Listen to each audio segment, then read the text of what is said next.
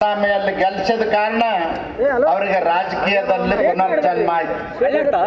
ಪುನರ್ಜನ್ಮ ಪಟ್ಟಂತವ್ರು ಉಪಕಾರ ತೀರಿಸಬೇಕಲ್ಲ. ಸಿದ್ದರಾಮಯ್ಯನವರು ಚುನಾವಣೆಗೆ ಬಂದಾಗ ಹೇಳಿದ್ರು, ಸಿದ್ದರಾಮಯ್ಯನವರು, DK ಶಿವಕುಮಾರ್ ಅವರು, ರಾಹುಲ್ ಗಾಂಧಿ ಅವರು ಏನ್ ಹೇಳಿದ್ರು, ಬಿಜೆಪಿ ಸರ್ಕಾರ ಕೃಷ್ಣಾ ಮೇಲ್ದಂಡೆ ಯೋಜನೆಯನ್ನ ಪೂರ್ಣಗೊಳಿಸಿಲ್ಲ, 50,000 ಕೋಟಿ ಕೊಟ್ಟು ಪೂರ್ಣಗೊಳಿಸ್ತೀವಿ ಅಂತೇಳಿ ಕೂಡಲ ಸಂಗಮನಾಥನ ಹಾಣಿ ಮಾಡಿ ಹೇಳಿದ್ರು. ನಿಮಗೆ ನೆನಪದಲ್ಲ?